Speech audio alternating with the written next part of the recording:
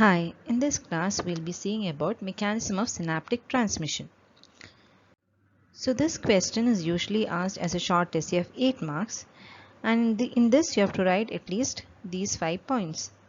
That is functional anatomy of the synapse, steps of synaptic transmission, synaptic potentials, genesis of action potential, and some applied aspects. So you can start your answer with an introduction in which you have to write about the definition. What's the definition of a synapse?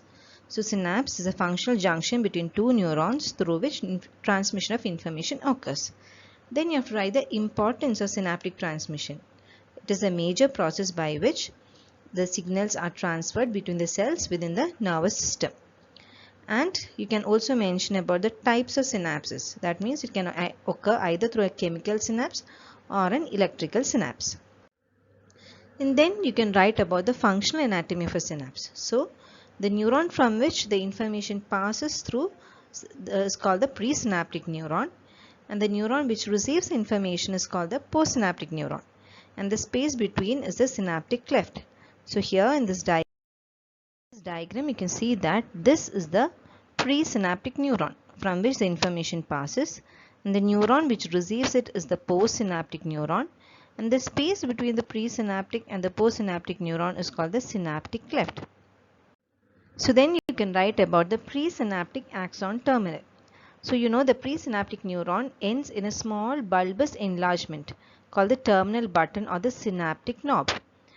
And it also contains some specialized structures called the synaptic vesicles, and that area is modified as active zone. So in this diagram you can see that in this presynaptic neuron there are a lot of synaptic vesicles which contain the neurotransmitter, and the area near the synaptic cleft is modified as the active zone, and it is this area which is there are plenty of calcium channels in this area, and this is specialized for the neurotransmitter release.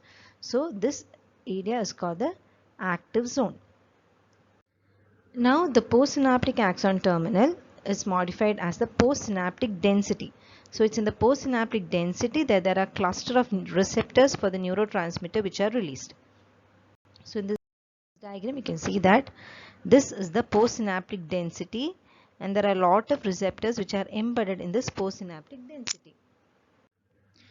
Now what are the mechanisms? So when an action potential reaches the presynaptic neuron, it first depolarizes the presynaptic membrane, and this will cause opening of voltage gated calcium channels, and there will be calcium mediated exocytosis, and this will cause the release of neurotransmitter, and this particular release of neurotransmitter is called the kiss and run discharge, because through a tiny hole in the vesicle the neurotransmitter is released and quickly the vesicle is taken back, and the transmitter is released into the synaptic cleft. So here in this diagram you can see that when an action potential reaches the presynaptic neuron, what will happen? There will be opening up of the calcium channels.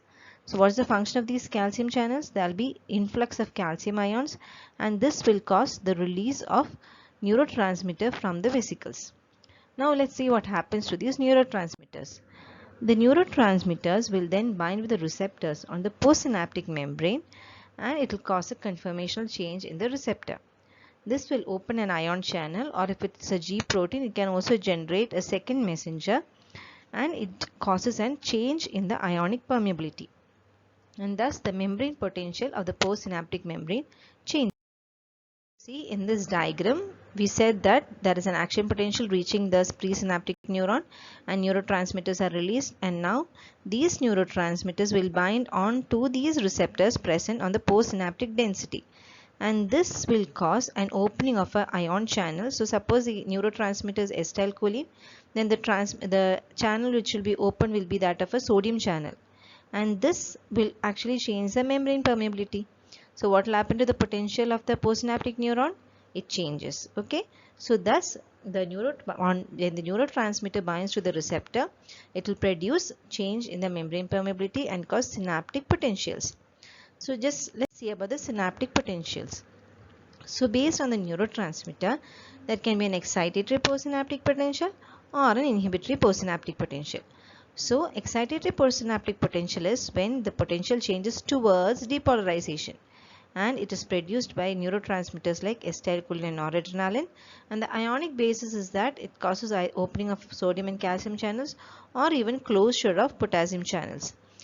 Now, the excitability of the postsynaptic neuron increases to the other stimuli. So, this is the excitatory postsynaptic potential. Now we have the inhibitory postsynaptic potential, in which the potential changes towards hyperpolarization, and it is produced by transmitters like GABA and glycine. And here the ionic basis is that it causes opening of chloride channels, and the excitability of the postsynaptic neuron decreases to the other stimuli. Okay, so that is about EPSPs and IPSPs. Now, how was action potential produced? See, we know that on this neuron there are many synapses. Typically, if it is a motor neuron, there are many synapses on one neuron itself, and at each synapse an EPSP or an IPSP is produced based on the neurotransmitter. So the summation of all these EPSPs and IPSPs, if it crosses the threshold, it will produce an action potential in the axon. So it is not the EPSPs and IPSPs are not just sufficient, that it has to be summated, and if it crosses the threshold, it will produce an action potential. Now additionally, you can also write about the docking and the priming, because these proteins, that is synaptobrevin and syntaxin, play a major role in many of the toxins which inhibit the neurotransmitters. So in order to write that, you have to know about these docking proteins, which are the synaptobrevin and the syntaxin. You can also write about the role of other membrane proteins, and also mention about the electrical synapse and how is the mechanism of transmission in electrical synapse. What we were talking about was the chemical synapse. In electrical synapse, it is via the gap junctions. Okay. Now in the applied aspects, you can write about the role of synaptic transmission. What is the role in the sensory and the motor functions, in learning and memory, and emotions and behavior. You can also write about the various toxins like tetanus toxin and botulinum toxin, whose major function is to inhibit the release of the neurotransmitter from the vesicles. So actually these toxins act on these membrane proteins. Next, you can also write about the clinical disorders like Parkinsonism and the other psychiatric disorders. After that, you have to draw a clean label diagram of the synapse, because it can be asked as a diagram question also. So how to draw this diagram? You have to first draw the presynaptic neuron, and then you can show the mitochondria in it. You can draw the synaptic vesicles and also show the active zone on the presynaptic neuron. And then you can draw the postsynaptic neuron and draw the postsynaptic density and show the receptors which are embedded on the postsynaptic density. You can mark the space between the two as a synaptic cleft. Okay. So in a nutshell, what is the mechanism of synaptic transmission? See, when an action potential reaches a presynaptic neuron, there is opening up of the calcium channels, which will cause release of the neurotransmitters from the active zone. The neurotransmitter will now bind to these receptors, and they will cause opening up of sodium channels or opening up of chloride channels depending on the neurotransmitter released, and produce an EPSP and an IPSP. So I hope the concept is clear. Thank you.